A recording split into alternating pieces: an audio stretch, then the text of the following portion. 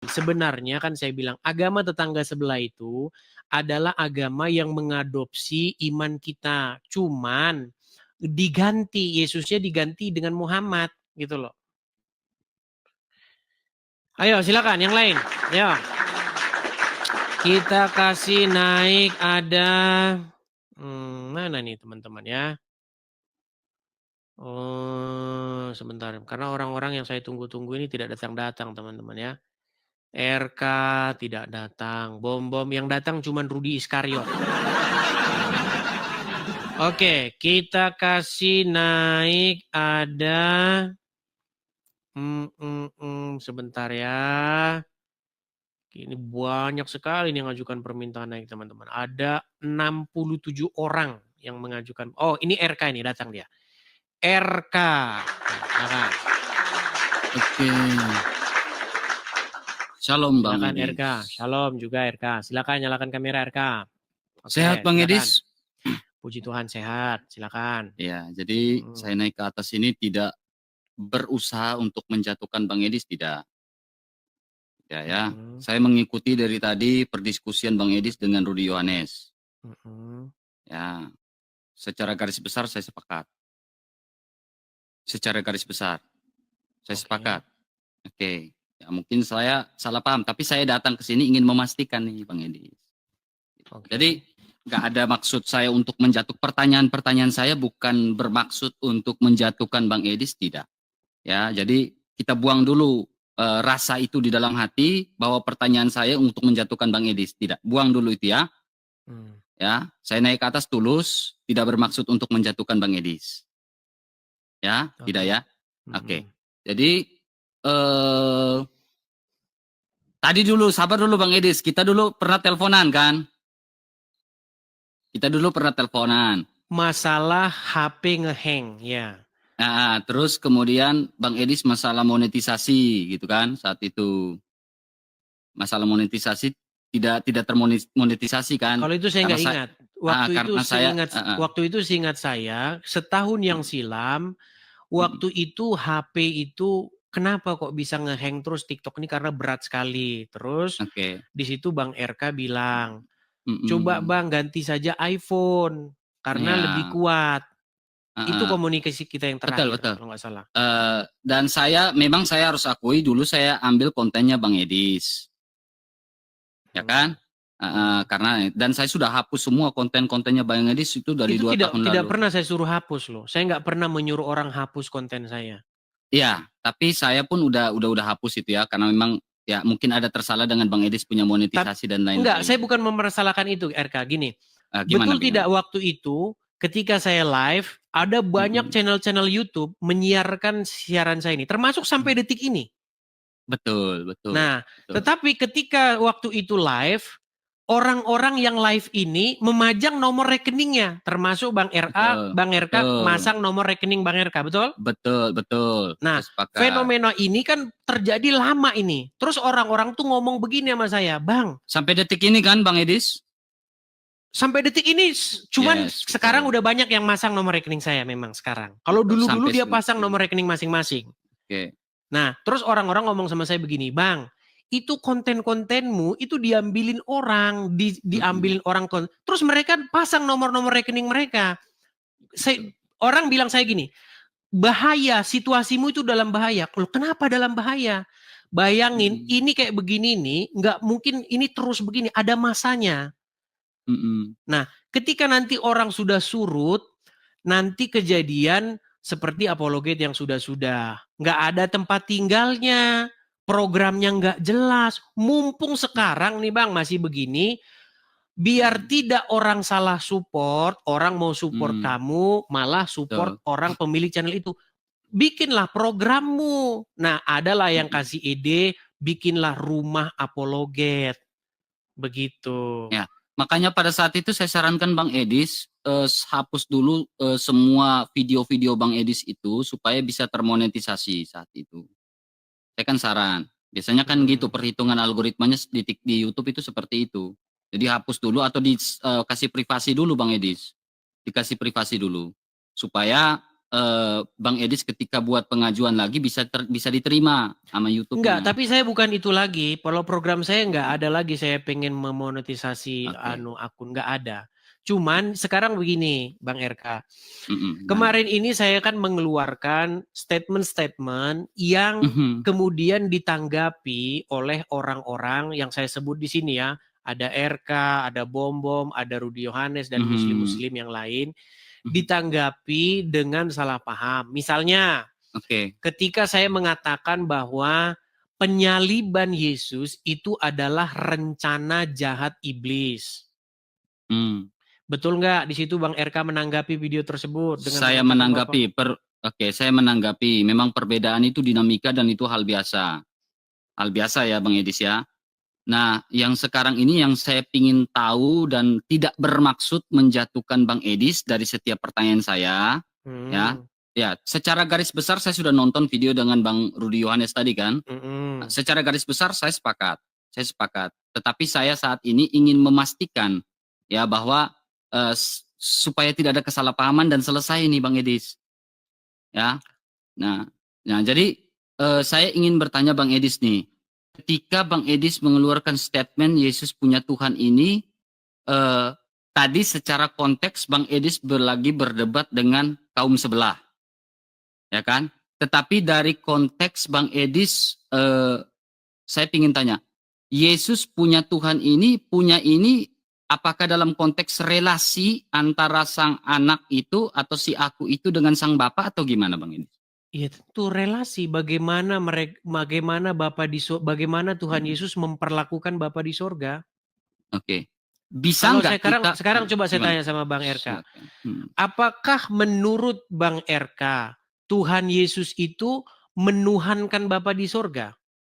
Dalam konteks relasi antara anak dan Bapa atau firman Allah dengan Bapa itu.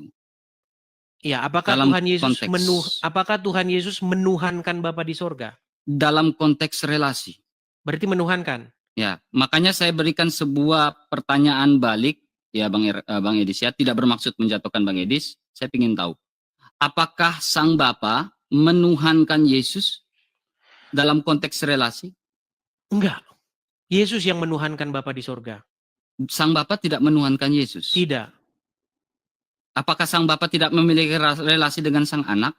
Memiliki relasi, tetapi relasinya anak menjadikan Bapa di sorga sebagai kepalanya. Ya, jadi kalau relasi bukan anak yang kepalanya. Ya, jadi kalau tidak memiliki relasi, apakah tidak memiliki konsekuensi? Ini bukan bermaksud menjatuhkan Bang Edis ya. Memiliki konsekuensi bahwa sang Bapa itu jadi ada Bapa kemudian begini tidak setara gitu. Oke, kita pakai ayat-ayat ya, Bang RK ya, biar kita coba. Biar kita selesai paham, Bang Edis ya. Biar kita sama paham dengan iman ini kita. Ya. Baik. Biar kita paham dengan iman kita. Tidak bermaksud menjatuhkan Bang Edis ya. Ya, ini kalau belajar seperti ini kan kita biar saya pun cara memahami Bang Edis ini seperti apa biar saya pun tahu gitu Bang Edis. Oke. Baik, saya akan. Kadang diksi yang Bang Edis keluarkan ini kan kadang kita juga saat berdebat dengan Islam kan tidak menjelaskan sampai sedetail itu kan Bang Edis. Jadi kadang hanya membuat diksi gitu Bang Edis. Silakan Bang Edis. Baik, saya akan bukakan dulu misalnya di dalam. Oke, kita satu-satu ya, tahap yang dasar kemudian kesimpulan. Oke, sorry ya agak sedikit lemot ini ya. Oke, atau Bang RK bisa membantu saya untuk membukakan satu ayat yang mengatakan bahwa kepala dari jemaat adalah Kristus dan kepala dari Kristus adalah Allah atau Elohim atau Bapa. Oke, ada ayat itu. Tetapi apakah setara dia atau tidak? Antara Bapa dan Putra? Tentu tidak setara karena Bapa adalah kepala daripada Kristus. Jadi tidak setara Bapa, Putra, dan Roh Kudus? Nah, ini kalau kita berbicara seperti ini, oke, baik. Saya akan tunjukkan ayat-ayatnya ya. Maaf, saya tidak. Oke, saya akan tunjukkan ayat-ayatnya nih. Saya akan tunjukkan. Tadi ayat itu nggak perlu kita tunjuk ya. Ya. Oke. Ya. Ayat yang Bang Edis bawakan dalam 2 Korintus ini, ya ini bicara tentang Kristus. Ya berarti bicara tentang naturnya juga. Ya kan? Sebagai anak yang menaklukkan dirinya di bawah dia. Tetapi Kristus juga memiliki natur sebagai ilahi, yaitu firman Allah. Tapi kita bukan bahas itu loh, Bang RK. Gini ya, Coba. kalau kita membahas ini, kita kan membahas mengenai apa kata Bible. Makanya ini saya balikan dulu kamera saya ya. Silakan. Biar enak kita diskusi. Kalau diskusi enak kita begini kan enak. Jadi kita membawa kedamaian gitu loh. Oke ya, ini kita lihat bagaimana sebenarnya ini perikopnya adalah kebangkitan tubuh. Oke, sebelum kita ke situ, kita mulai dari sini saja ya. Sebentar. Oh, kok kebangkitan tubuh? Kita berbicara mengenai kebangkitan Kristus ya. Nah ini. Tadi sebelum ke 16 tadi ya? Bukan, 28. Oke, sebelum ke 28, nah ini kita harus baca dulu 3 ayat sebelumnya ya. Nah ini. Karena ia harus memegang pemerintahan sebagai raja. Ia di sini kan merujuk kepada Tuhan Yesus, betul? Betul. Sampai Allah di sini merujuk kepada Bapa, betul? Betul. Meletakkan semua musuhnya Tuhan Yesus di bawah kakinya, di bawah kaki Yesus. Musuh yang terakhir yang dibinasakan adalah maut. Jadi musuh yang ditundukkan oleh Bapa kepada Tuhan Yesus itu adalah maut. Makanya maut tidak berkuasa lagi atas Yesus, betul? Nah, sebab segala sesuatu telah ditaklukkan Bapa di bawah kakinya, di bawah kaki Yesus. Tetapi kalau dikatakan bahwa segala sesuatu telah ditaklukkan, maka teranglah bahwa ia, Bapa di sorga, sendiri, maksudnya Yesus, bahwa ia sendiri yang telah maksudnya Bapa, betul. Ia, Bapa di sorga sendiri yang telah menaklukkan segala sesuatu itu di bawah kaki Kristus, tidak termasuk di dalamnya.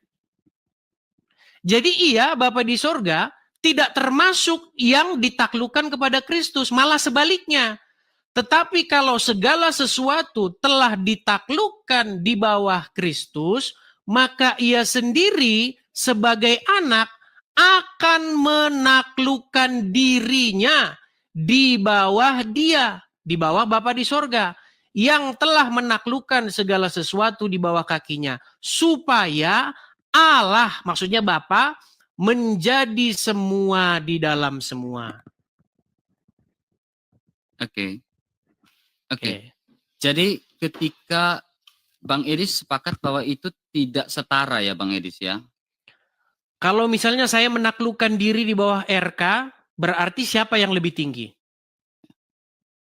Ya, kita lihat ya. Jadi kita bicara Dwinatur tadi Bang Edis ya. Silakan. Ya. Makanya kalau bicara tentang Kristus ini dalam Kolose pasal 2, Bang Edis ya. Ya, Kolose pasal 2 ini bicara tentang Kristus juga. Dari ayat 8 ini bicara tentang Kristus, berarti natur ya. Natur ilahi dan natur manusia. Sebab dalam dialah berdiam secara jasmani seluruh kepenuhan Allah. Ya. Seluruh kepenuhan Allah. Dalam Kolose pasal 1 pun mengatakan demikian. Pasal 1 ya. Kolose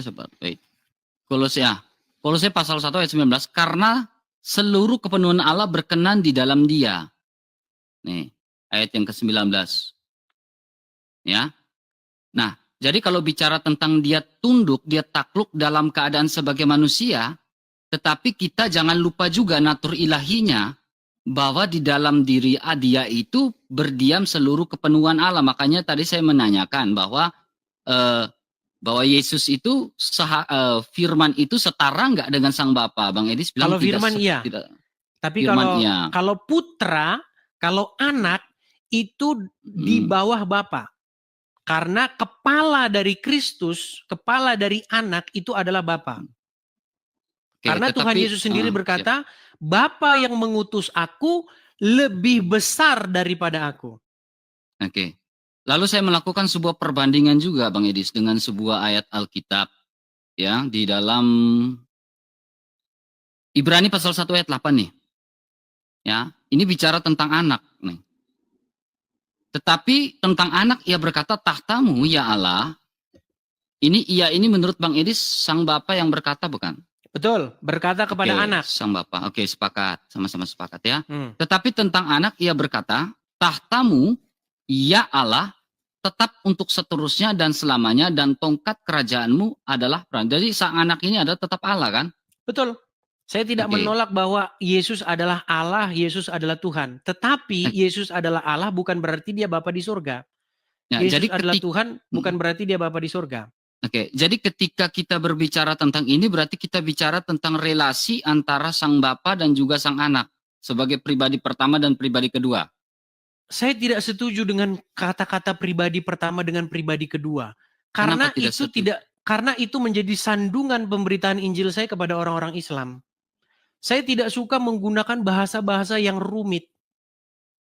Jadi Bang Edis tidak sepakat dengan pribadi pertama, pribadi kedua, pribadi ketiga dalam alam Tritunggal? Saya tidak setuju dengan kata-kata seperti itu. Tapi kalau dengan kata-kata Bapa, Firman, dan Roh Kudus saya setuju. Tapi kalau ada pribadi nomor 1, pribadi nomor 2, pribadi nomor 3, itu tidak biblikal menurut saya. Secara pemahaman Bang Edis tentang pribadi ini, menurut Bang Edis pribadi ini seperti apa? Pribadi itu maksudnya sehingga Bang Edis menolak bahwa tidak sepakat bahwa tentang ajar tentang pribadi ini, pribadi pertama, pribadi kedua. Iya, saya ingin tahu, tidak bermaksud menjatuhkannya Bang Edis. Oke, baik. Saya nggak apa-apa, kita diskusi yang beda bagus. Pun, ya beda pun nggak apa-apa. Ya yang penting ya kita sama-sama ini ya Bang Edis. Silakan. Oke. Jadi begini. Karena saya ini memberitakan kepada orang-orang Islam, saya tidak mau menggunakan bahasa-bahasa yang rumit. Bahkan nanti kalau orang Islam nanya sama saya malah bingung jelasinnya gimana. Saya hanya menggunakan saja apa yang tertulis di dalam Bible. Bahwa Bapa di surga, ya kan, di mana dia mengutus anaknya yang tunggal menjadi manusia, yaitu Sang Mesias. Nah, supaya semua manusia menaklukkan diri di bawah kaki sang anak ini. Karena itulah kehendak Bapa di sorga. Supaya semua manusia menjadikannya Tuhan. Saya tidak mau menyebut Bapa di sorga Tuhan ke-1, pribadi ke-1, Yesus pribadi kedua. Nanti orang Islam jadi ngomong sama saya, berarti Tuhanmu berkepribadian ganda. Berarti ada 3 pribadi. Saya nggak mau menggunakan bahasa-bahasa yang ada dalam Walaupun mungkin yang dimaksudkan oleh orang yang mencetuskan bahasa-bahasa itu mungkin Alkitabiah. Tetapi ketika itu saya sampaikan kepada orang-orang Islam, saya tidak ingin menggunakan bahasa-bahasa yang berat yang membuat mereka malah nanti sulit menerima kebenaran. Seperti Tetapi itu. Dalam konteks Bang Edis bersama dengan orang Kristen, apakah Bang Edis tidak bisa menggunakan kata pribadi pertama dan pribadi kedua? Saya pun juga kurang sepakat. Nah, oke begini. Kalau begitu Pak Bang RK bisa nggak jelaskan kepada saya apa itu pribadi pertama, apa itu pribadi kedua? Baik. Silakan. Terima kasih Bang Edis ya. Ya. Kita beda pandangan, jangan marah ya Bang Edis ya. Enggak masalah. Yang penting saya ingin baik-baik dengan Bang Edis dalam ranah diskusi ini Bang Edis ya. Ya. Ya, ini saya menggunakan sebuah buku ya, Fides yang memahami syahadat para rasul nih. Ya, tentunya ada ISBN-nya saya pakai. Ini tentang Allah Tritunggal, tentang Allah yang Maha Esa. Ya, ajaran Tritunggal mengenai Tritunggal pertama-tamanya berbicara bukan mengenai hidup Allah dalam dirinya sendiri, melainkan mengenai misteri Allah yang memberikan diri kepada manusia. Rumusan satu Allah, 3 pribadi. Ya, terdengar membingungkan. Dan banyak orang memahami secara keliru. Kata pribadi menerjemahkan secara Latin namanya persona. Ya, yang juga diterjemahkan dalam bahasa Yunani prosopon. Ya, kata pribadi sebenarnya tidak memadai untuk menerjemahkan prosopon ya. Kata yang sebenarnya ya, ini berbicara tentang ungkapan cara Allah hadir dan menyatakan diri kepada manusia. Allah itu satu. Tetapi ungkapan cara Allah hadir menyatakan diri kepada manusia, tetapi menyatakan diri dengan 3 cara, 3 pribadi. Ya, kitab suci memberikan bukan apakah itu Allah, tetapi bagaimana Allah menyatakan diri supaya dapat dikenal oleh manusia. Ya, ia memperkenalkan diri dalam pekerjaan-pekerjaan yang dilakukan oleh manusia dan alam semesta. Jadi ini berbicara tentang pribadi. Bagaimana cara Allah menyatakan diri. Bisa ditanggapi? Ya, silakan. Baik. Jadi tadi penulis buku itu sendiri menuliskan kata-kata seperti ini. Kata-kata ini itu sering membuat bingung. Dan bahkan penulis itu sendiri mengkonfirmasi bahwa kata pribadi sebenarnya kata yang kurang tepat. Jadi begini Bang RK, Siap. Bagaimana saya ingin membawakan sesuatu yang penulis itu sendiri sudah mengatakan bahwa ini akan sering membingungkan. Gitu loh. Jadi saya tidak mau membawa hal yang sudah dikonfirmasi oleh penulis itu sendiri sebagai hal yang membingungkan. Makanya saya mohon maaf sekali kepada mungkin teman-teman yang sekolah teologi atau apa. Saya itu punya jam terbang pengalaman saya sendiri di dalam memberitakan ini kepada orang-orang tetangga sebelah. Nah, dengan berbahasa dengan mereka, menurut saya kita tidak perlu sulit-sulit. Berbahasa kepada mereka itu dengan memberitakan bahwa Tuhan semesta alam itu telah mengutus anaknya yang tunggal datang ke dunia, dan supaya apa? Supaya setiap orang yang percaya kepada dia tidak binasa, melainkan beroleh hidup yang kekal. Nah, apa yang dikatakan dari Injil kepada semua manusia? Jadikanlah, terimalah Yesus sebagai Tuhan dan Juru Selamatmu. Nah, kata-kata menjadikan Yesus Tuhan ini sering sekali tidak dipahami oleh orang Islam maupun orang Kristen. Apa maksudnya menjadikan Yesus Tuhan? Nah, makanya ini kemarin tema kita itu Bang RK. Nih. Gimana? Silakan. Nah, apa itu menuhankan, menjadikan Tuhan? Coba saya mau tanya sama Bang RK. Menerima Yesus sebagai Tuhan atau menjadikan Yesus sebagai Tuhannya atau menuhankan Yesus, itu maksudnya seperti apa Bang RK? Oke, baik. Artinya saya tunduk, saya takluk kepada Tuhan saya Yesus Kristus. Sebab di atas kolong langit maupun di bawah bumi tidak ada nama yang diberikan olehnya yang olehnya kita dapat diselamatkan selain nama Yesus Kristus. Betul. Makanya itu kan pesan kita sebenarnya. Pesan kita, message kita itu sama. Supaya semua orang di bawah kolong langit ini menerima Yesus dan menjadikan Yesus sebagai Tuhannya atau tuannya, kuriosnya, majikannya, rajanya yang memerintah hidup dia. Betul? Oke, betul. Dan itulah Kak, dengan bahasa seperti itu saya rasa mereka menerima. Jadi Bang Edis tidak sepakat ketika saya bilang bahwa ketika Bang Edis mengeluarkan diksi Yesus punya Tuhan itu adalah relasi antara Yesus dengan Sang Bapa dan juga ada relasi antara Sang Bapa dengan Yesus sebagai firman. Makanya saya tidak berbicara mengenai sebagai firman, duinatur ini. Kalau menurut saya bahasa-bahasa seperti itu malah menjadi batu sandungan dalam pemberitaan. Ketika saya mengatakan bahwa konteks punya itu merujuk pada relasi. Contohnya di dalam Yohanes 20 ayat 17, Allahku dan Allahmu. Ya, di situ menggunakan kataku yang merujuk pada egoemi itu. Ya kan? Sebagai pribadi ilahi juga. Makanya relasi pribadi ilahi Sang Firman itu memiliki relasi dengan Sang Bapa. Ya, makanya ketika Bang Edis mengeluarkan diksi Yesus punya Tuhan dalam konteks relasi antara Yesus, Sang Anak dengan Sang Bapa, berarti apakah bisa saya membuat sebuah statement bahwa Sang Bapa punya Tuhan yaitu anak? Baik, karena relasi antara Bapa dengan anak. Oke, baik. Karena sebelum ke saya ya, bisa karena gini Bang Edis, sabar ya, maaf ya. Silakan, maaf ya, tabe ya. Karena di dalam ini kita bicara karena di dalam Ibrani pasal 1 ayat 8 di sini bicara relasi juga di mana Bapa bersaksi tentang anak, anak pun bersaksi tentang Bapa. Dan anak bersaksi bahwa Bapa bersaksi bahwa anak itu adalah Allah juga.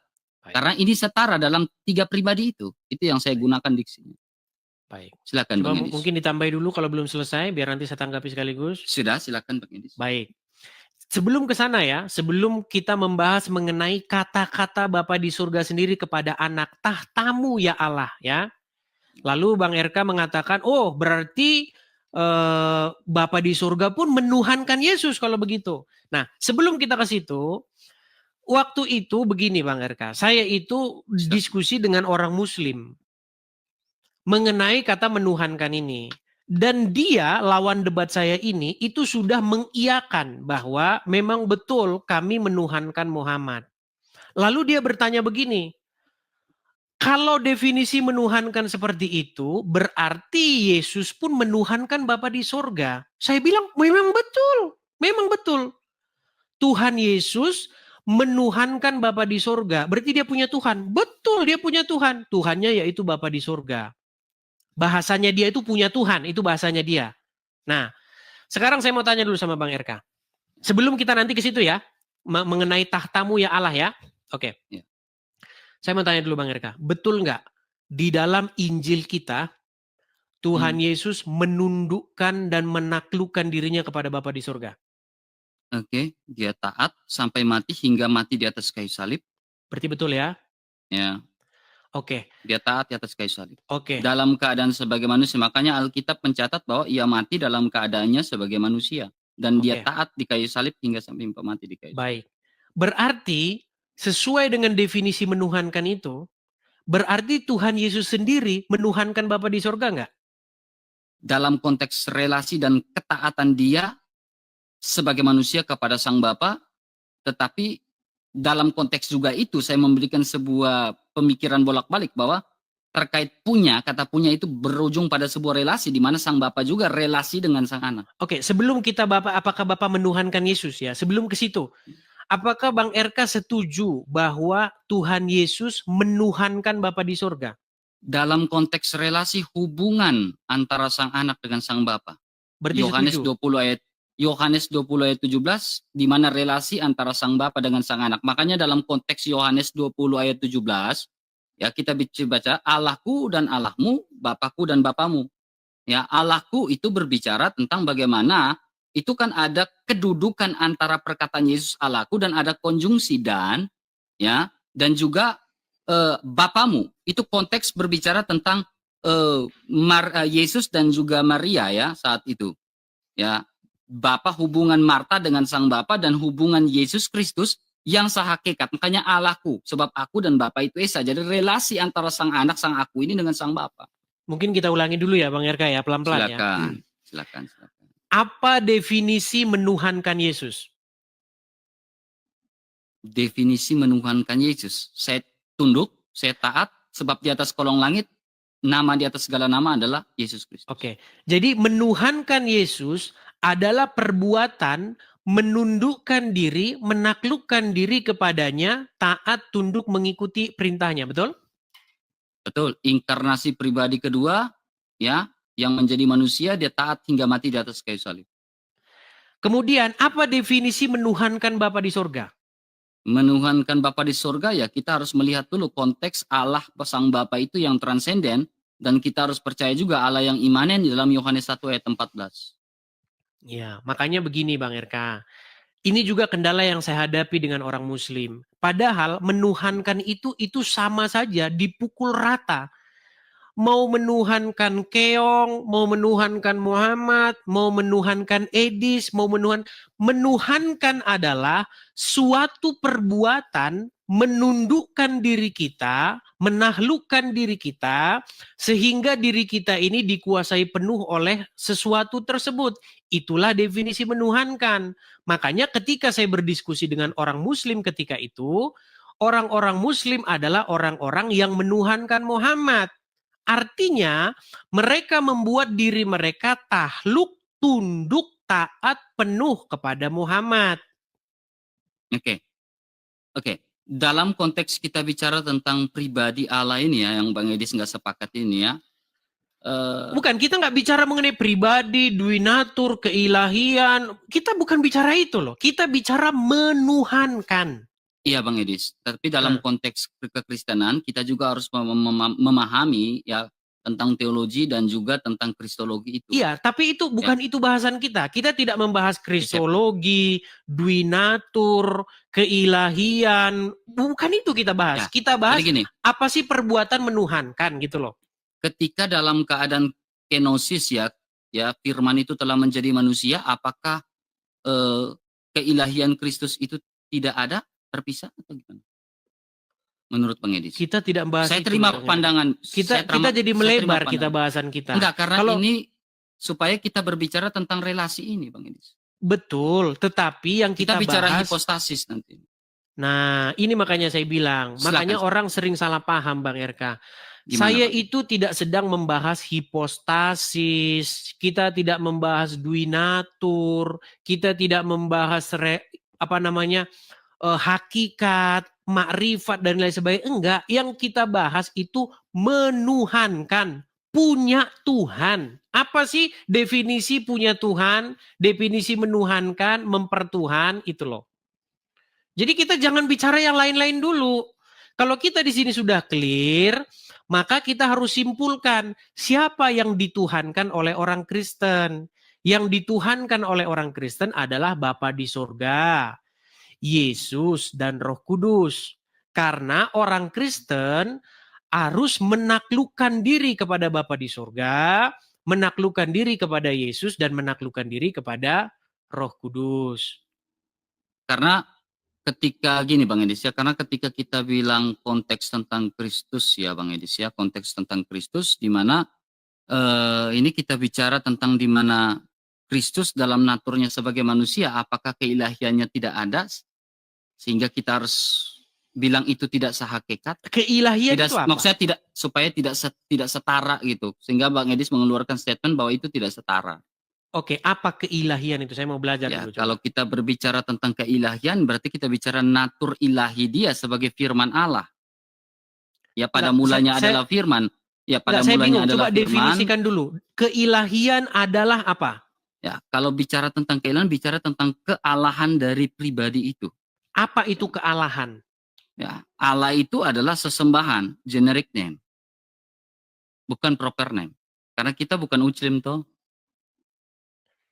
Iya, tapi maksudnya gimana? Maksudnya Bang Edis, menurut Bang Edis gimana? Karena kita bicara kealahan berarti sesembahan, artinya itu generic name kan? Ya. Itu kata-kata itu nggak pernah ada Bang RK di dalam Bible. Kealahan itu nggak ada, keilahian itu nggak pernah saya jumpai dalam Bible. Gini Bang Edis, ya kita kalau bicara tentang Allah kan kita patokan kita dasar di awal adalah Yohanes 1 ayat 1. Pada mulanya adalah firman, firman itu bersama-sama dengan Allah, firman itu adalah Allah. Jadi Bang Edis percaya nggak natur ilahinya Kristus itu yang sungguh-sungguh Allah dan sungguh-sungguh manusia? Ya tentu saja saya percaya, cuman kita bukan bahas itu. Saya biasanya larinya ke situ Bang Edis. Nah, ya, dalam sebuah ranah dialog itu. Oke, tapi intinya kan yang Bang RK permasalahkan kan mengenai statement saya yang mengatakan Yesus punya Tuhan. Dalam konteks relasi. Atau Yesus mempertuhankan, atau Yesus menuhankan sesuatu. Relasi. Oke, pertanyaan saya kepada Bang RK. Menurut Bang RK, Tuhan Yesus menuhankan sesuatu enggak? Tuhan Yesus menuhankan sesuatu. Kalau dalam konteks relasi, ketaatan dia kepada Sang Bapa, hubungan dia dengan Sang Bapa, saya sepakat. Dalam konteks kalau Bang RK sepakat dengan saya bahwa Tuhan Yesus menuhankan sesuatu, kenapa Bang RK mengatakan kalau Yesus punya Tuhan kemudian sesat? Sedangkan Bang RK sendiri mengiyakan. Maksudnya, apakah Bang Edis juga percaya dalam konteks relasi antara Bapa dengan anak? Betul. Sehingga mengeluarkan diksi kata punya di situ. Betul. Relasi, oke. Relasi antara Bapa dengan anak, yaitu anak menaklukkan diri kepada Bapa. Relasi antara Bapa kepada anak, yaitu Bapa memerintah anak. Nggak ada Bapa menundukkan diri kepada anak, itu nggak ada. Itu bukan biblikal. Tetapi apakah Bapak mengatakan bahwa anak itu adalah Allah juga sebagai natur ilahi? Bapa di surga menyatakan Allah bukan hanya kepada Yesus saja, kepada banyak manusia. Kepada Musa, Bapa di surga mengatakan bahwa Musa itu diangkat sebagai Allah. Oke, kita akan ini kan, ya. Bentar. Itu bagaimana makanya Tuhan Yesus? Kalau kita percaya dalam konteks Yohanes 1 ayat 1 sehingga firman itu menjadi manusia, kita percaya juga bahwa mereka ini firman Bapa dan firman ini sehakikat dan juga ada kesetaraan ya, tidak ada yang besar, tidak ada yang lebih kecil. Tetapi kalau bicara konteks takluk di dalam Alkitab, saya melihat bahwa Ya, dalam keadaan sebagai manusia, ia taat hingga ia taat sampai mati. Tetapi saya tidak bisa memberikan sebuah statement dan diksi bahwa mereka pribadi pertama dan pribadi kedua ini tidak setara. Saya tidak bisa mengeluarkan statement itu karena itu bisa menjadi blunder di dalam kekristenan. Baik. Tapi pandangan intinya, Bang Edis kalau berbeda ya gak apa-apa. Oke. Tapi intinya Bang RK sudah setuju dengan saya bahwa Tuhan Yesus punya Tuhan atau Tuhan Yesus dalam konteks relasi. Ya tentu saja memang dalam konteks relasi. Tetapi makanya saya tanya, apakah Bapak, saya memberikan argumentasi bolak-balik lagi nih, logical bolak-balik. Oke, pertanyaan baliknya sekarang adalah apakah Bapak sendiri punya Tuhan, kan gitu? Yes. Saya jawab tidak. Berarti Bapak tidak di surga relasi. tidak menuhankan Yesus. Yesus yang menuhankan Bapak di surga. Jadi apakah tidak memiliki relasi antara Bapak dan anak? Punya, kan relasinya begini Bang RK, relasinya begini. Gimana? Silakan. Anak atau firman ya atau Yesus menuhankan Bapa di surga. Sementara Bapa di surga dia memerintah anak. Nah, kemudian Bang RK mengambil satu ayat. Kepada anak dia berfirman, tahtamu ya Allah, betul? Ya, karena kalau definisinya kalau Bapa, kalau kita memberikan sebuah konteks relasi itu Bapa punya Tuhan yaitu Yesus dalam konteks relasi, makanya ini jadinya subordinat nanti. Baik. Dalam konteks kalau orang mengatakan ini jadinya subordinat. Baik. Banyak orang mengatakan kepada saya subordinat. Saya mengakui itu bahwa ada subordinasi antara bapak dan anak. Nih, biar teman-teman paham ya. Subordinasi itu artinya mendominasi siapa, begitu loh. Artinya ada yang lebih tinggi, ada yang lebih rendah. Dan itu biblikal. Tuhan Yesus sendiri mengatakan, Bapa yang mengutus aku lebih besar daripada siapapun. Apakah ketika Tuhan Yesus mengatakan begitu bahwa Tuhan Yesus tidak mengatakan bahwa Bapa lebih besar daripada dia? Dalam konteks dia dalam keadaan sebagai manusia, tetapi bukan berarti tidak sehakikat. Hakikat itu apa sih? Ya, hakikat itu bahasa ini kita menghakoh ya, intisari. Oke, baik. Sebenarnya RK itu kan berangkat dari sini ya, Bang RK ya, mengenai ungkapan tentang anak ia berfirman, tahtamu ya Allah. Ya. Jadi Bapa di surga memanggil anak Allah, betul? Nah, lalu Bang RK mengambil satu kesimpulan bahwa anak pun, Bapak pun menuhankan anak, betul? Dalam konteks relasi. Oke, kita akan tunjukkan satu ayat bahwa Bapa di surga tidak hanya berkata begitu kepada Sang Mesias, kepada Kristus. Dia berkata seperti itu kepada sidang ilahi. Perhatikan ya. Ini di dalam Mazmur pasal yang ini bahasan ini agak dalam ya teman-teman ya. Bahasan ini agak dalam, jadi teman-teman sabar ya. Mazmur 82. Perhatikan di sini. Aku sendiri telah berfirman, kamu adalah Allah dan anak-anak yang maha tinggi kamu sekalian. Jadi Bapa di surga mengatakan engkau adalah Allah, itu bukan hanya kepada Yesus. Kepada sidang ilahi pun dia berkata demikian. Bahkan kepada Musa, Bapa di surga berkata, lihat aku mengangkat engkau menjadi Allah bagi Firaun. Makanya kita sering salah paham mengenai definisi Allah ini. Allah ini sebenarnya artinya adalah apapun yang memiliki sebuah otoritas. Jadi hakim-hakim juga disebut sebagai Allah. Nah, sebenarnya Tuhan Yesus pernah dituduh oleh orang-orang Yahudi menghujat Allah karena menyamakan dirinya dengan Allah. Perhatikan ya. Saya tampilkan dulu di dalam Yohanes. Yohanes pasal yang keberapa bisa ini Bang Erka bantu saya? Yang mana Bang Edis? Ketika Tuhan Yesus mengutip Mazmur tersebut, mengapa engkau katakan aku menghujat sementara? Mazmur 110 ayat 1 kutipan itu ya, bukan? Bukan, di dalam Yohanes. Ketika Tuhan Yesus dituduh menghujat Allah karena dia menyamakan dirinya dengan Allah. Lalu Tuhan Yesus mengutip apa yang tertulis dalam kitab. Bukankah tertulis dalam kitabmu bahwa engkau sekalian adalah Allah? Yohanes pasal berapa sih itu ya?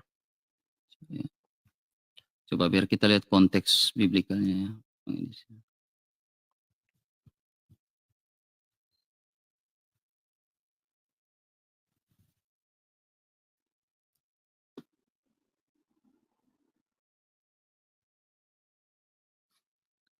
Ini kita agak berbicara dogmatika ya malam hari ini teman-teman.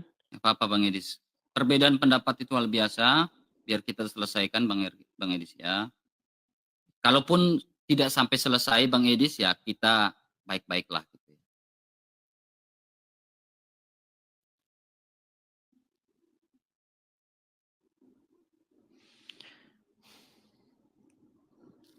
Nah ini Yohanes 10. Oke. Yohanes 10 ayat 34. Tapi sebelum ke 34 kita ke ayat sebelumnya ya Bang Eka ya. Oke. Baik. Nih ya.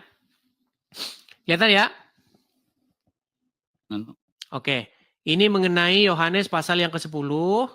Perikopnya di sini mengenai Yesus ditolak oleh orang Yahudi. Perhatikan, saya baca penuh saja ya dari 22. Tidak lama kemudian tibalah hari raya pentahbisan Bait Allah di Yerusalem. Ketika itu musim dingin dan Yesus berjalan-jalan di Bait Allah di Serambi Salomo. Maka orang-orang Yahudi mengelilingi dia dan berkata, "Berapa lama lagi engkau membiarkan kami hidup dalam kebimbangan? Jikalau engkau Mesias, katakanlah terus terang kepada kami." Yesus menjawab mereka, "Aku telah mengatakan kepada kamu, tetapi kamu tidak percaya. Pekerjaan-pekerjaan yang kulakukan dalam nama Bapakku, itulah yang kuberitakan, yang memberi kesaksian tentang aku. Tetapi kamu tidak percaya, karena kamu tidak termasuk domba-dombaku. Domba-dombaku mendengarkan suaraku, dan aku mengenal mereka, dan mereka mengenal aku." Kita agak lompat ke sini. Nah ini, aku dan Bapa adalah satu. Sekali lagi orang-orang Yahudi mengambil batu untuk melempari dia. Kata Yesus kepada mereka, "Banyak pekerjaan baik yang berasal dari Bapakku yang kuperlihatkan kepadamu. Pekerjaan manakah di antaranya yang menyebabkan kau mau melempari aku?" Jawab orang Yahudi itu, "Bukan karena satu pekerjaan baik maka kami mau melempari engkau, melainkan karena engkau menghujat Allah dan karena engkau sekalipun hanya seorang manusia saja menyamakan dirimu dengan Allah." Perhatikan ini intinya. Kata Yesus kepada mereka, "Tidakkah ada tertulis dalam kitab Tauratmu, aku telah berfirman, kamu adalah Allah?" Jikalau mereka, kepada siapa firman itu disampaikan disebut Allah, sedang kitab suci tidak dapat dibatalkan. Nah, jadi sebenarnya ungkapan bahwa Allah menyebut kamu sekalian adalah Allah, maksudnya di situ bukan berarti Bapa di surga itu menuhankan orang yang kepadanya Bapa di surga berkata demikian. Karena Bapa di surga berkata engkau Allah itu bukan hanya kepada satu orang saja. Kepada sidang ilahi pun dia berkata demikian. Coba bisa dibacakan tadi yang Mazmur tadi? Mazmur 110 ayat 1 bukan? Bukan, Mazmur yang sebelumnya tadi saya baca. Mazmur 81. Oh bukan, Mazmur berapa tadi teman-teman? Sebentar. 82 ayat 6. Oke ya, Mazmur 82 ayat 6. Coba silakan dibaca. Coba Bang Edis baca, saya buku laptop saya berat nih Bang Edis. Oke, baik. Mazmur 82 tadi ya. Aha. Mazmur 82. Mazmur 82. 82. Saya balikan kamera saya. Kita agak berbicara hal-hal yang sedikit rumit ya teman-teman di sini ya. Tapi saya tidak sering membawa yang rumit-rumit begini kepada muslim teman-teman ya. Nggak apa-apa. Saya bacakan ya. Saya tidak berniat menjatuhkan Bang Edis. Oke, nih. Kita baca ayat yang ke sini ya, nih ya. Aku sendiri telah berfirman. Aku di sini siapa? Aku terus ini telah berfirman, kamu adalah Allah. Aku itu adalah Allah. Oke. Berfirman kamu adalah Allah. Dan anak-anak yang maha tinggi kamu sekalian. Jadi kepada orang banyak gak ini? Kepada Allah kecil itu ya? Iya. Kepada para hakim-hakim, betul? Oke. Nah ketika Allah, maksudnya Elohim ya, Yahweh, berkata kamu adalah Allah, bukan berarti bahwa Bapa di surga ini mengalahkan lawan bicaranya, menuhankan lawan bicaranya, tetapi menyebutkan bahwa dia itu memegang otoritas. Makanya ungkapan tentang anak ia berfirman, engkau adalah Allah, tahtamu untuk selama-lamanya, itu bagaimana Bapa berfirman mengatakan bahwa dia sang pemegang kendali, sang pemegang tongkat kerajaan. Makanya di dalam Mazmur 110, duduklah di sebelah kananku sampai kubuat musuh-musuhmu menjadi tumpuan kakiku. Maksudnya Yesus itu diangkat menjadi raja yang memerintah di muka bumi mewakili Bapa di sorga. Sabar Bang Edis. Ketika Bang Edis menggunakan dalil di dalam Mazmur 82 ayat 6 ini, ya, apakah ayat ini tentang kata Allah di situ kedudukannya sama dengan Yesus sebagai Allah? Kedudukannya tentu berbeda. Maksudnya kedudukan antara dalam Mazmur 82 itu kan menggunakan kata Allah. Bahkan Firaun pun disebut sebagai Allah. Bukan ya kan? Firaun. Musa diangkat menjadi Allah. Sekarang apakah kedudukan itu sama dengan kedudukan Yesus Kristus sebagai Allah? Tentu tidak dong. Oke, tentu tidak. Berarti Yesus sehakikat dengan Sang Bapa. Hakikat itu apa dulu? Apa hakikat kalau sehakikat berarti intisari hako, dan artinya dia setara dengan Allah. Tidak ada yang besar, tidak ada yang lebih kecil dalam konteks Tritunggal Maha Kudus. Kalau Bible mengatakan bahwa anak itu menaklukkan diri kepada Bapa di sorga. Tapi begini Bang Karena di sini Bang, sabar Bang Edis, maaf ya. Karena Bang Edis tadi sempat mengutip di dalam Yohanes 10 ayat 30. Ya kan? Nah, di dalam Yohanes 10 ayat 30 ini di sini menggunakan kata ego. Ya, egoemi ya. Ya, ini egoemi. Ya, ego. Jadi ini berbicara tentang dia itu sang ilahi juga. Ya kan? Nah, ini pernyataan ego ini pun setara kalau kita perhatikan di dalam Yohanes 14 ayat 6. Tapi di situ bilang I. Berarti hen esben itu kan bentuk hen itu kan bentuk netral. Ya kan esben itu kan kami, tapi bentuk netral. Artinya dia sahakekat. Dia itu artinya esa. Sahakekat. Tidak ada yang besar dan tidak ada yang kecil. Setara dia. Ya, tetapi konteks di sini kita melihat juga pernyataan Yesus 7 kali penekanan di atas kayu salib, di dalam kitab Yohanes, akulah jalan kebenaran, itu menggunakan kata ego juga, egoemi. Ya. Tapi dan begini, Bang Erka. Sabar Bang Edis. Oke, silakan. Dan pernyataan Yesus ini, ya, kalau kita melakukan sebuah perbandingan dan hermeneutik, itu kita lihat di dalam Keluaran pasal 3 ayat 14, di mana di situ ada pergunaan kata ehye, eser ehye. Ya, dalam Septuaginta kita bisa lihat bahwa itu adalah egoemi. Menurut Bang Edis, pernyataan di dalam Keluaran 3 ayat 14 itu siapa itu? Sang Bapa kah atau siapa? Keluaran 3 ayat 14. Ehye eser ehye. Itu siapa itu? Ketika dengan Nabi Musa. Itu Bapa di surga. Waduh, itu firman Allah. Iya, Bang Edis. Bapa di surga. Makanya saya bilang ini kita berbeda di sini Bang Edis. Karena dalam Keluaran 3 ayat 14 itu adalah firman Allah, bukan Bapa di surga. Betul, tetapi Bapa di surga itu selalu dikatakan dia berfirman dengan perantaraan sang firman. Betul. Dafarnya datang, firmannya datang kepada Musa, firmannya datang kepada para nabi, firmannya selalu datang. Jadi karena memang Bapa di surga itu tidak berubah, dia tetap untuk selama-lamanya. Cuman yang jadi masalah begini Bang Erka. Di situ kita harus selesaikan dulu ini sedikit Bang Edis. Nih. Ini sedikit. Kita nggak bahas hal-hal yang rumit karena begini Bang Erka. Kita ini nggak ngerti kok sebenarnya hal-hal yang kosmik. Kita harus akui karena kita nggak ngerti bagaimana detailnya itu kita nggak tahu karena kita ini daging, gitu loh. Jangan kita melampaui sesuatu yang di dunia kosmik itu bagaimana kejadiannya. Kita nggak sampai akal kita. Yang sampai kepada akal kita itu yang diberitakan Injil saja. Begini Bang Erka. Apakah kalau Yesus menjadi hamba Tuhan atau kalau Yesus mengatakan bahwa dirinya itu lebih kecil daripada Bapa di surga, apakah itu menjadi masalah? Coba. Poin pertama ya Bang Edis ya. Poin pertama adalah kalau berbicara tentang firman yang telah menjadi manusia, dia memiliki banyak gelar-gelar ya. ya, gelar. Tapi bukan gelar itu yang saya tanyakan Bang Erka. Biar kita tidak kan, berbelit. Gini, karena saya melihat, karena memang teologi ini bukan teologi.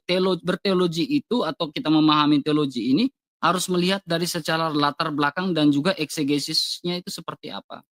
Bukan, tapi bukan itu yang saya maksudkan. Begini, saya melihat banyak ketakutan dari orang-orang Kristen yang mengatakan bahwa posisi Tuhan Yesus, posisi anak itu memang di bawah Bapa. Seolah-olah kok takut, kok ada masalah dengan itu gitu loh. Padahal itu biblikal dan itu tidak jadi soal gitu loh.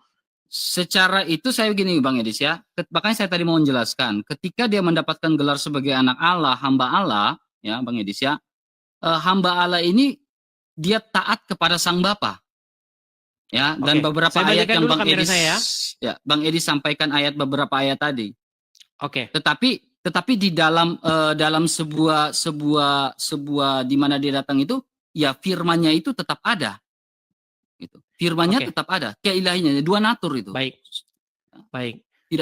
Saya tidak mau menggunakan bahasa-bahasa yang situ, mohon maaf ya Bang RK. Mungkin kalau Bang RK punya metode penginjilan mengenai duinatur, apa segala macam, saya tidak menyalahkan. Tapi saya menghindari bahasa-bahasa yang nggak pernah ada dalam Bible. Baik. Buktinya orang Kristen banyak, orang Islam banyak kok yang percaya, yang masuk Kristen gara-gara pemberitaan saya, tanpa harus menggunakan bahasa-bahasa yang bikin mumet menurut saya. Baik. Saya akan bacakan bagaimana Tuhan Yesus sendiri mengaku bahwa Bapa lebih besar daripada dirinya. Misalnya dalam Yohanes 14 ayat yang ke-28, ya. Kamu telah mendengar bahwa aku telah berkata kepadamu, aku pergi tetapi aku datang kembali kepadamu supaya kamu mengasihi aku, sekiranya kamu mengasihi aku, kamu tentu akan bersukacita karena aku pergi kepada Bapakku sebab Bapa lebih besar daripada aku. Ini kata Tuhan kita sendiri nih. Tuhan Yesus yang ngomong. Terus, Bapakku yang memberikan mereka kepadaku lebih besar daripada siapapun, dan seorang pun tidak dapat merebut mereka dari tangan Bapa. Kelihatan? Kelihatan? Ya, silakan lanjut. Nah, apakah kita harus menolak perkataan dari Tuhan kita Yesus bahwa Bapa memang lebih besar daripada Yesus? Yang saya herankan begini, kenapa kita ini kok takut memberitakan Injil kalau memang kepala dari istri itu adalah suami, kepala dari suami adalah Kristus, dan kepala dari Kristus adalah Bapa di sorga. Itu tidak menjadikan Kristen itu jadi salah, tidak. Oke. Kalau kita bicara Bapa lebih besar daripada aku ini Bang Indis ya, saya tanggap ya. Ya, tetapi dia bilang aku akan pergi kepada Bapa. Ya, dalam konteks di mana ya kita lihat dalam Yohanes 8 ayat 42 di mana firman itu datang ya, keluar dan datang dari Sang Bapa. Benar? Ketika firman itu keluar dan datang dari Sang Bapa, dia adalah Allah kan? Sehingga ketika dia datang menjadi manusia, makanya saya bilang ketika dia datang menjadi manusia, dia berkenosis menjadi manusia, kita bisa lihat di dalam Filipi pasal 2 ayat 5 sampai 7. Ya. Di situ ada kata kenosis.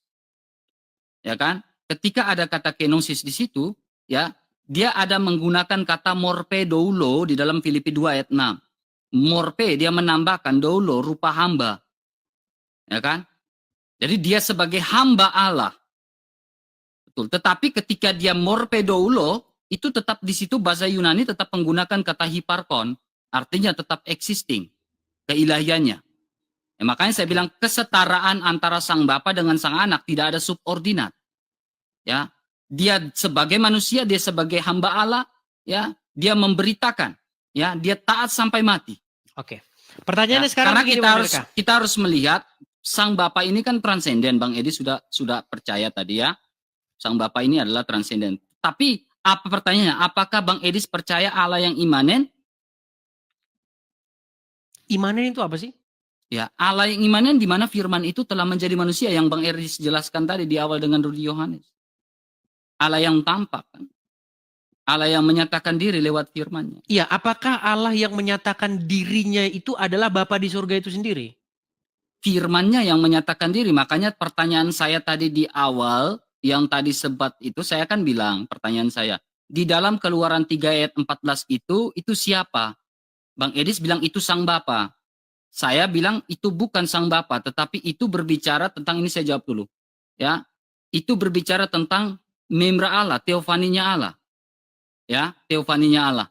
Ya, makanya kalau kita lihat di dalam Alkitab Perjanjian Lama selalu kita temukan di mana teofani Allah seperti Malak Adonai, ya, itu selalu menyatakan diri dan menampakkan diri kepada salah satunya kepada Abraham. Ketika Bang Edis mengatakan itu di Keluaran 3 ayat 14 itu adalah sang Bapa, maka akan rusak semua tatanan dalam Alkitab. Rusaknya apa? Ya, kita percaya Allah itu rupanya tidak dilihat, suaranya pun tidak didengar. Bagaimana Musa bisa melihat Allah kalau itu sang Bapa? Oke, tapi nampaknya kita ada salah paham di sini Bang RK. Tema kita ini kan sebenarnya mengenai Yesus yang menuhankan Bapa di surga. Statement saya ini itu banyak dibantah oleh orang-orang memang yang menolak bahwasanya Yesus itu menuhankan Bapa di surga. Tapi puji Tuhan, Bang RK di sini kan sebenarnya sudah mengiyakan saya bahwa dalam konteks Yesus relasi. Oke, berarti Bang RK sudah mengiyakan bahwasanya Yesus punya Tuhan atau menuhankan Bapa di surga? Dalam konteks relasi, tetapi saya juga harus membuat sebuah argumentasi bolak-balik, pertanyaan bolak-balik, dalam arti apakah Bapa menuhankan Yesus dalam konteks relasi? Tapi Bang Edis gak sepakat. Kalau Bang Edis tidak sepakat di Bapa juga menuhankan Yesus dalam konteks relasi sesuai Ibrani 1 ayat 8, berarti tiga pribadi ini tidak memiliki relasi satu sama lain. Makanya Alkitab mengatakan, Bang RK. Ya, kalau memiliki relasinya adalah seperti yang saya katakan tadi. Relasinya begini. Bapa itu memerintah sang anak.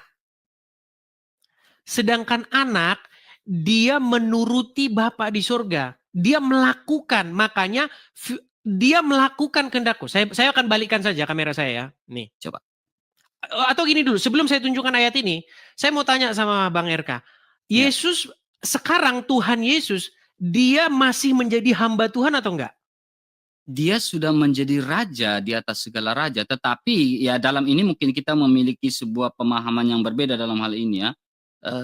Tadi Bang Edi sempat bertanya kepada Rudi Yohanes, apakah kau bisa melihat Tuhan? Ya, saya sebagai pemahaman saya bilang tubuh mistik Kristus. Bukan itu loh Bang RK yang saya tanya. Ya, tubuh mistik Kristus itu dalam gereja.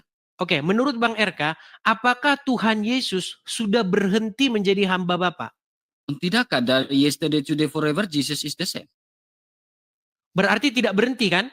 Ketika Yesus datang ke surga, sabar. Ketika Yesus balik ke surga, Sang Bapa itu tetap yang transenden. Bukan itu yang saya tanyakan Bang RK. Apakah Tuhan Yesus sekarang berhenti menjadi hambanya Bapa di surga? Berhenti menjadi hamba Bapa di surga. Apakah ada dalil yang secara spesifik yang ingin menguatkan pernyataan Bang Edis? Oke, Bang RK setuju nggak? Bang RK setuju nggak bahwa Tuhan Yesus itu adalah hambanya Bapa di surga? Setelah atau sesudah dia naik ke surga? Sejak datang sampai sekarang. Sampai detik ini Tuhan Yesus masih menjadi hambanya Bapa di surga. Oke, jadi ketika dia sudah naik ke surga, apakah dia masih tetap hamba? Kalau dia masih tetap hamba, berarti Yesus tidak memiliki tubuh kemuliaan lagi. Kenapa begitu? Ya kan? Tidak ada hubungannya itu. Ya itu logikanya loh gini ya, Bang Edis ya. Jadi Yesus ketika datang ya, dia datang lewat seorang perawan Maria. Ya kan, lewat seorang perawan Maria, mengalami tubuh daging, ada darah dan tubuh di situ. Makanya tadi saya bilang, ketika dia sudah naik, dia sudah terpaku di atas kayu salib, darahnya tercurah, lalu dia naik ke surga, dia adalah raja, dia adalah pemimpin, tetapi Sang Bapa itu tetaplah yang transenden. Ya, jadi ketika Bang Edis mengatakan bahwa, makanya pertanyaan saya, setelah atau sesudah? Setelah dia naik ke surga, ya dia kan dia hamba enggak? Kalau hamba, apakah dia memiliki darah dan daging di dalam surga? Hamba itu tidak perkara darah dan daging loh Bang RK. Malaikat itu tidak punya darah dan daging. Ketika dia diperintah oleh Bapa di surga, maka dia itu kedudukannya hamba. Hamba itu yang menerima perintah. Yang memerintah itu yang Tuhan, yang Tuan. Adakah ayat di dalam Alkitab, Bang Edis, Baik, menunjukkan bahwa ya. ketika Yesus sudah naik ke surga, dia adalah hamba Allah?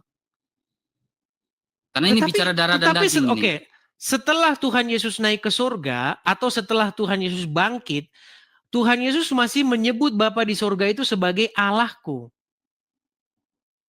Betul? Maksudnya sesudah dia bangkit maksudnya?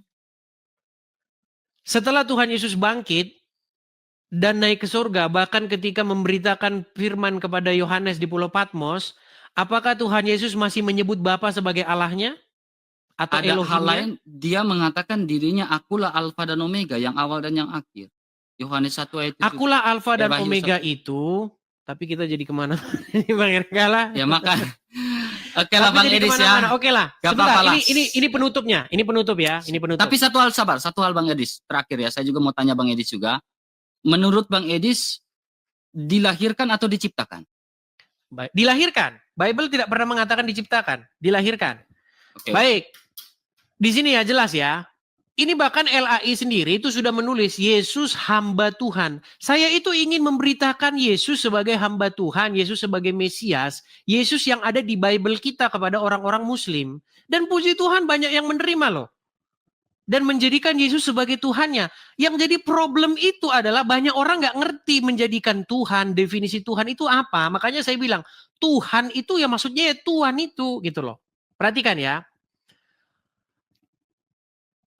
Matius pasal yang ke-12.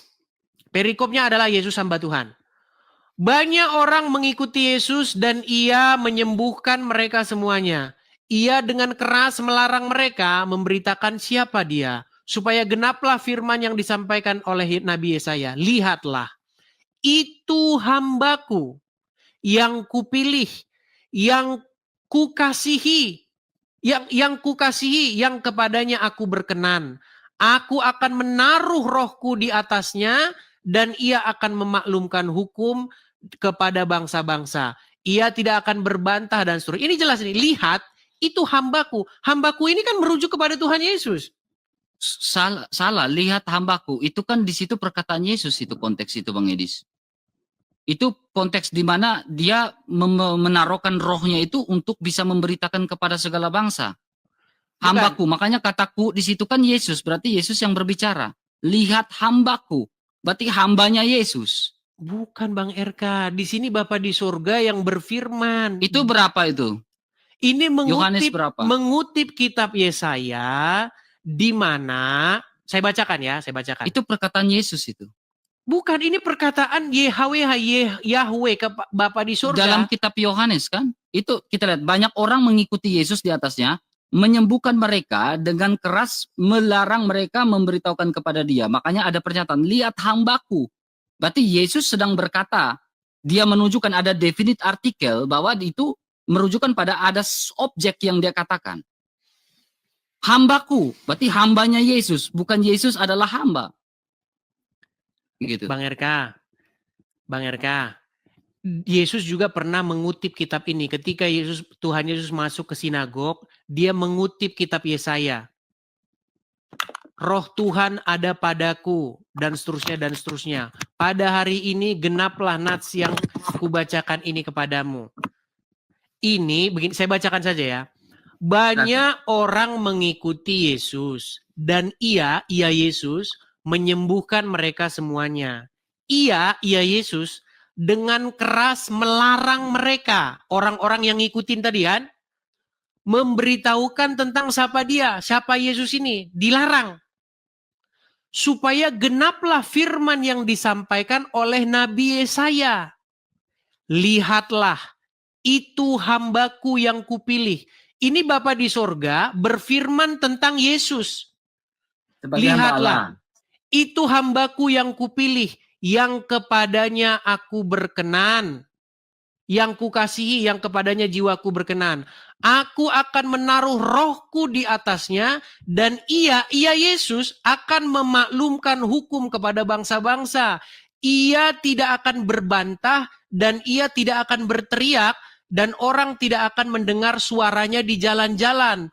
buluh yang patah terkulai tidak akan diputuskannya, dan sumbu yang pudar nyalanya tidak akan dipadamkannya. Sampai ia menjadikan hukum itu menang, dan padanya lah bangsa-bangsa akan berharap. Ini nubuatan Bapa di sorga mengenai Sang Mesias yang akan datang, yaitu Tuhan Yesus. Saya itu herannya begini, kenapa ketika saya memberitakan Yesus sebagai Sang Mesias, hamba Tuhan, banyak orang Kristen yang menolak ini. Ini tragis sekali gitu loh. Siapa yang menolak, Bang Edis? Bukan, ketika saya beritakan Yesus sebagai hamba Tuhan, kok sekarang orang Kristen malah marah? Oh enggak, Yesus itu Tuhan sendiri.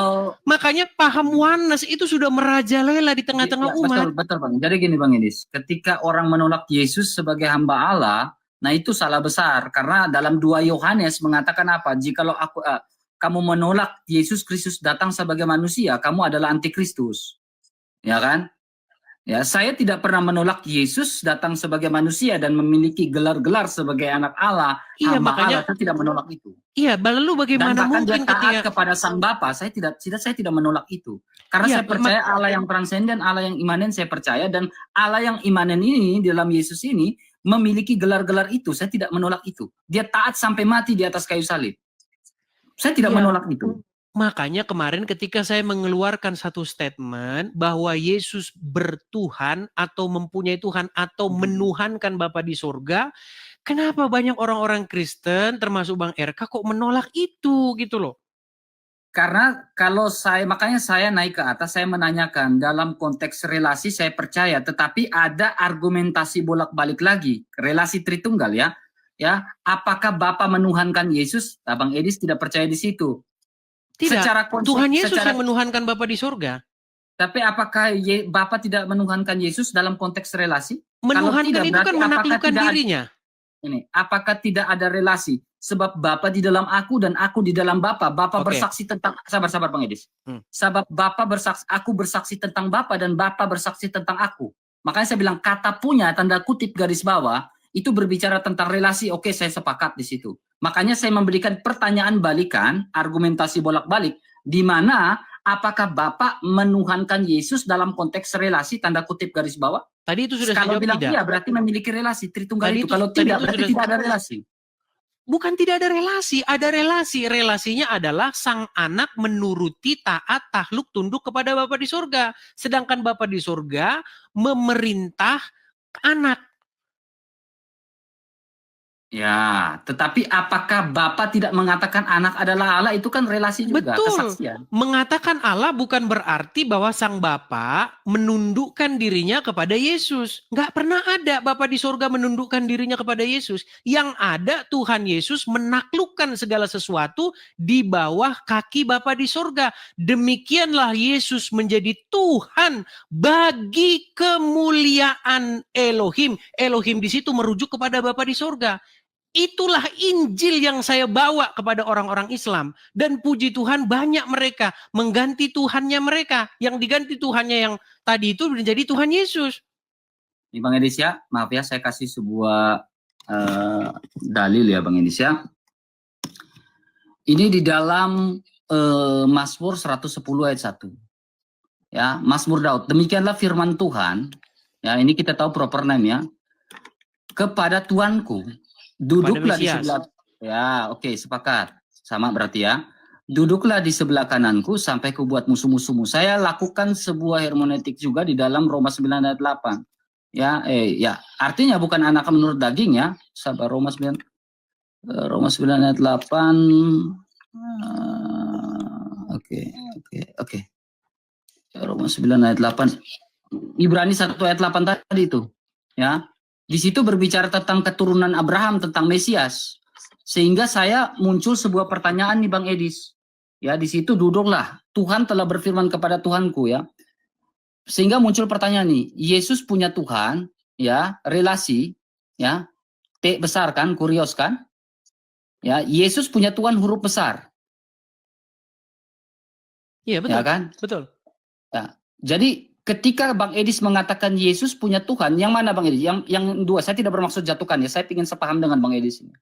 Yesus punya Tuhan, ini kan huruf besar kan? Ya kan? Nah ketika bicara Yesus punya Tuhan, huruf besar ini ya, Bang Edi sepakat dengan yang di bawah ini kan? Begini Bang RK, kayaknya kita ini salah paham ya. Coba saya tanya dulu Bang RK, Tuhan huruf besar semua itu kan nama diri. Yes, proper name. Oke, kalau Tuhan yang T-nya aja huruf kecil, itu kan gelar. Gelar, Kurios, Oke, Adonai. oke. Dan itu bisa ditujukan kepada siapa-siapa saja yang kalau kita takluk tunduk menyerahkan diri kepada dia. Oke. Betul. Sekarang saya mau tanya dulu kepada Bang RK. Lawan katanya Tuhan yang T-nya huruf besar, T-nya aja huruf besar. Itu Ya, apa? boleh saya jelaskan? Enggak, Boleh saya lawan jelaskan? katanya dulu. Ya, boleh saya jelaskan dulu? Ya, silakan. Oke, terima kasih. Jadi gini, kalau kita melihat kata Tuhan ya, itu proper yang mengacu pada 4 huruf itu ya, Bang Edis ya. Tetapi kalau kita melihat Kurios ini kan Adonai, ya bisa Adonai. Dalam bahasa Jawa ya Gusti ya, bahasa Inggris Lord, ya kan. Nah kalau kita bicara tentang hal ini ya, tentang Lord, tetapi kita bisa melihat juga kata Tuhan yang Kurios ini, Adonai ini Bang Edis, ya itu bisa merujuk pada Allah ya, Sang Bapa, yang ayat yang tadi Bang Edis tunjukkan, Yesus dan Rudi Yohanes salah jawab itu. Ya, ketika dia disunat kepada Tuhan itu kan Bang Edis. Ya kan? Karena kata Adonai pun bisa merujuk pada Tuhan semesta alam.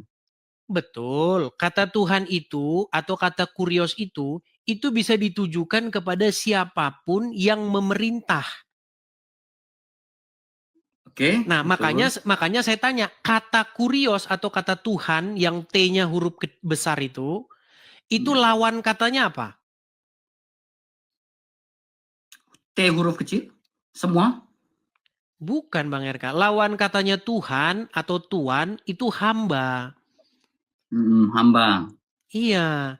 Jadi tapi beginilah Bang RK. Kita ini sebenarnya inti dari kekristenan itu bukan itu kok. Bukan oh begini relasinya begini. Dwi ini kalau nggak mengakui ini nanti begini. Kalau ini nanti pahamnya begini. Apakah kekal? Kita bukan itu kok intinya Bang RK. Ini yang Bang Edis ya. Saya tidak bermaksud ya. Inti dari kekristenan itu sebenarnya bagaimana supaya kita itu hidup serupa dengan Sang Kristus, Sang Mesias. Bagaimana kita jadikan dia sebagai Mesias kita. Kan udah jelas. Kan Tuhan Yesus sendiri tuh Bang RK yang sudah nanya. Kata orang siapa aku ini? Dan itu sebenarnya sudah dijawab. Siapakah Yesus?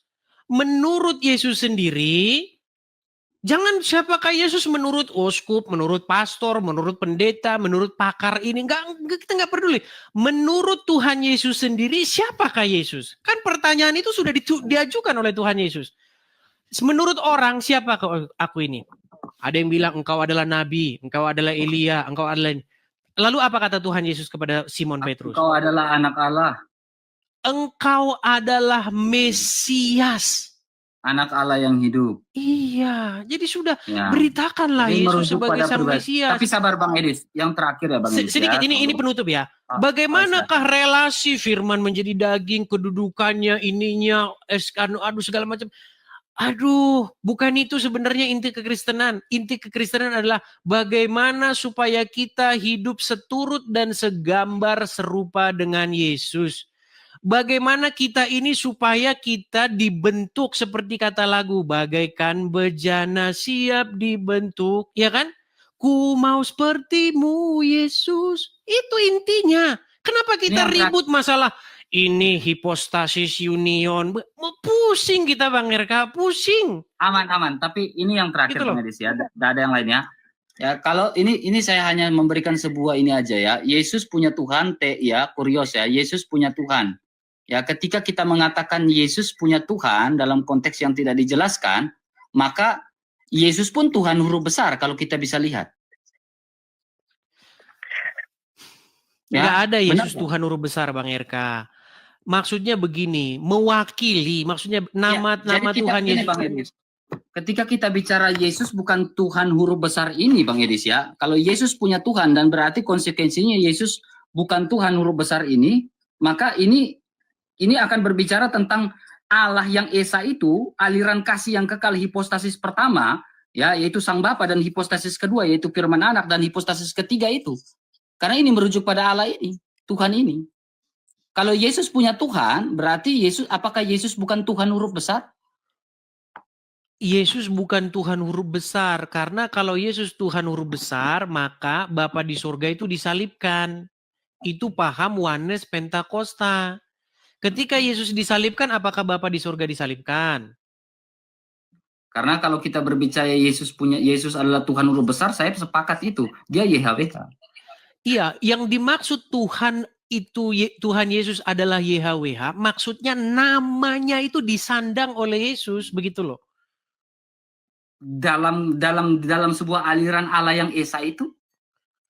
Ya, tapi ginilah mungkin. Setelah Bang Edis ya. Tapi intinya beginilah, Bang RK, saya mau sampaikan, Anda pun sudah setuju dengan saya bahwa Tuhan Yesus menuhankan Bapa di surga. Tuhan Yesus punya Tuhan, yaitu Bapa di surga. Dalam konteks relasi. Oke, jadi kalau begitu statement Bang RK yang mengatakan kalau ada apologet mengatakan Yesus punya Tuhan, berarti sesat. Berarti statement itu sekarang sudah Bang RK telan sendiri. Bukan begitu, relasi, tetapi Bang Edis juga tidak percaya bahwa Sang Bapa menuhankan Yesus dalam konteks relasi. Saya tidak melihat, sepanjang saya membaca Bible, mungkin saya lebih 40 kali membaca Bible sampai selesai, saya tidak pernah ketemu ayat yang mengatakan bahwa Bapa di surga menaklukkan dirinya kepada anak.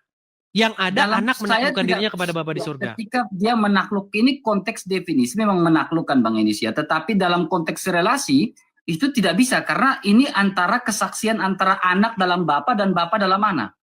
Ini kita bicara Tritunggal, kalau kita tidak percaya Tritunggal ya rusak semua kalau Bapa tidak bersaksi tentang anak. Tritunggal yang seperti apa dulu Bang RK? Karena saya tidak mau membahas dalam satu hakikat. Bang RK, pertama saya tidak menolak Tritunggal. Tetapi yang perlu saya katakan kepada teman-teman, kata Tritunggal itu sendiri, itu kalau Anda bicarakan kepada orang-orang Islam, ketika Anda berdiskusi, ini kan konteks kita ini sebenarnya kan diskusi dengan orang Islam kok sebenarnya kan? Betul nggak? Betul, tetapi saya juga tidak mau sampai menolak relasi antara tiga pribadi ini. Iya, tetapi Bang RK percayalah Bang RK, ketika Bang RK menggunakan bahasa-bahasa yang seperti itu, yang ada itu malah menjadikan batu sandungan gitu loh. Nggak usah menggunakan istilah, sekalipun Anda mengimani Tritunggal itu, tetapi kalau Anda gunakan itu kepada orang-orang Islam, seringkali yang menjadi masalah, malah orang Islam itu malah ketawa. Begitu loh.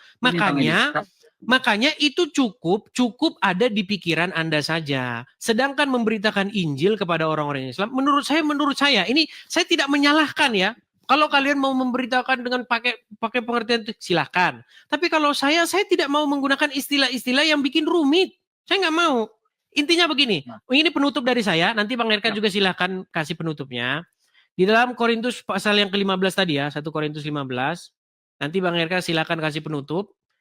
Ya, 1 Korintus pasal yang ke-15. Ini mengenai banyak orang-orang muslim yang menuduh bahwasanya Paulus yang menjadikan Yesus sebagai Tuhan. Tapi dia tidak pernah baca isi surat Paulus. Bagaimana Paulus itu sangat-sangat orang yang berpaham Tuhan yang Esa. Nih, saya balikin ya. Nih, ini penutup dari saya. Nanti Bang Erika silakan juga kasih penutup ya. Yang tadi ya, nih. Oke. Sebab segala sesuatu telah ditaklukkannya. Ditaklukkan Bapa di surga. Nya di sini merujuk kepada Bapa di surga. Sebab segala sesuatu telah ditaklukkan Bapa di surga di bawah kakinya, di bawah kaki Yesus. Tetapi kalau dikatakan bahwa segala sesuatu telah ditaklukkan, maka teranglah bahwa ia, Bapa di surga, yang sendiri, yang telah menaklukkan segala sesuatu di bawah kaki Kristus itu, tidak termasuk di dalamnya. Tidak termasuk. Tetapi kalau segala sesuatu telah ditaklukkan di bawah Kristus, maka ia sendiri sebagai anak akan menaklukkan dirinya di bawah kaki dia, kaki Bapa di surga, yang telah menaklukkan segala sesuatu itu di bawah kakinya, kaki Yesus. Supaya apa? Supaya Allah, maksudnya Bapa di surga, menjadi semua di dalam semua. Inilah pesan daripada Injil kita. Supaya Yesus menjadi Tuan, menjadi Tuhan bagi kemuliaan Allah Bapa. Itu pesan Injil kita. Begitu loh. Itu penutup dari saya. Silakan Bang RK penutupnya. Semua kembali kepada penonton ya. Intinya Kristen itu ajarannya adalah Tuhan yang esa. Seperti itu. Silakan Bang RK. Oke, terima kasih banyak Bang Edis ya. Saya tetap percaya bahwa saya tetap menggunakan Tritunggal ya, tiga pribadi dalam satu hakikat, setara, tidak ada subordinan ya. Saya setara.